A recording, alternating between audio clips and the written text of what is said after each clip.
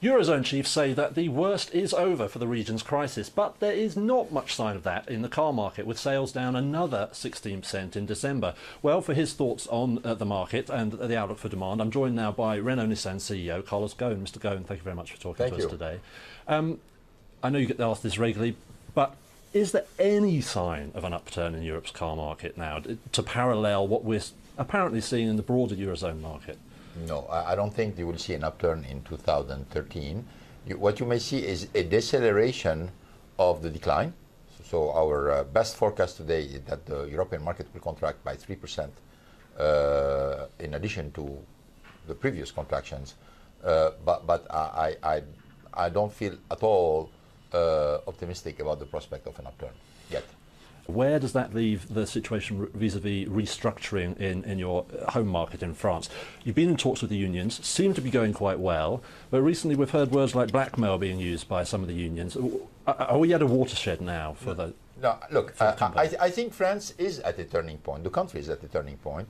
France definitely is going towards reform and towards reestablishing its competitiveness. There is a national agreement which has been signed between the unions and the employers, backed by the government, in order to unleash this kind of specific agreements that each company or each sector is going to do. That's what we are doing. We're not trying to solve an immediate problem. We're trying to solve a problem which is a mid and to long-term problem about how to establish competitiveness in our operations in France. So it's not a blackmail, or this is a whole, where from one side we're asking for efforts in terms of productivity. From the other side, we are guaranteeing workload, and we are working toward increasing the production and the work in France.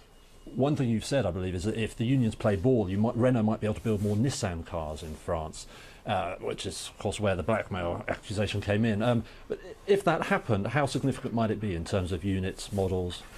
You know, what we are trying to do is take a kind, within this agreement, propose that if a competitiveness contract is being signed with everybody involved doing what it has to do, the company can commit to increase production in France, even though not only increase production because we are going on the offensive with the Renault brand, but also by bringing some partners' production to France. But it's very difficult to persuade our partners to come and ask us to produce for them in France if there is no commitment on the performance of France. And that's why we are signing this agreement. Okay. Austerity and the recession has seemed to have helped you to extract some concessions from Spanish unions.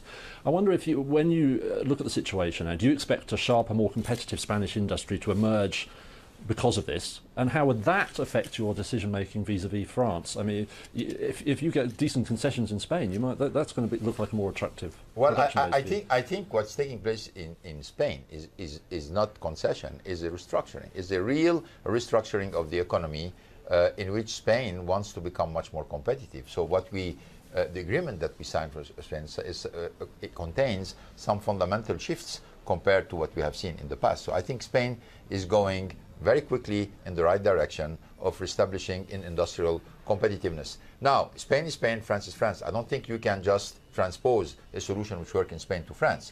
Now, this being said, all Europe has a problem of competitiveness, and all Europe has to do country by country an effort in order to reestablish it. Spain is on the right track to do it. France has initiated it. Okay, just a couple more questions. A quick word on electric cars. You said previously you saw them taking 10% of the global market by 2020. You seem a bit more nuanced on that recently. Would you care to revise that forecast for us? No, we maintain the potential of 10%, at least in the market where the car is offered. Obviously, it cannot be 10% of a market where the car is not being proposed. But isn't that a step back from 10% of the global market, full stop? No, we said 10% of the global market, taking in consideration that the electric cars will be launched in the global market.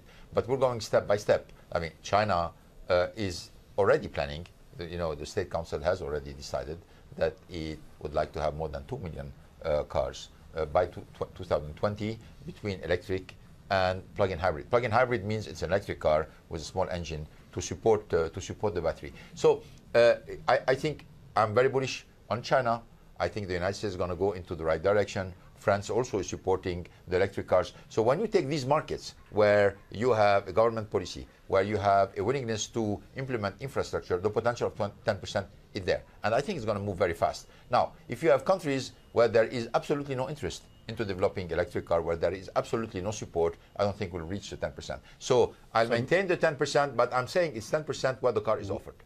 Okay, which is slightly different from 10% of the global market. Look, we have to evolve in function of the evolution of the market, and particularly in function of what we're seeing from the reaction of the public sector. Because we said from the beginning, electric cars will not be a big factor in the industry unless there is a support from the public sector.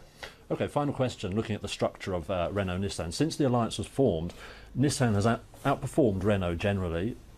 Can we assume that before you step down, whenever that might be, you'll look at restructuring the alliance to reflect what people would say is the undervaluation of Nissan? No, I don't think so. I think what may happen is we're driving for synergies. What we're trying to develop more and more synergies between the two companies. And for the moment, this drive for synergies is working very well. The day that the drive for synergies will be blocked by the organization, we may review the organization. But in fact, what we're looking here is additional performance for both company, coming from its own proper performance and coming from putting things together to develop synergies. Okay, Mr. Ghosn, thank you very much for talking to us today. That was Renault-Nissan CEO Carlos Ghosn talking to Reuters here in Davos. I'm Julian Satterthwaite. This is Reuters.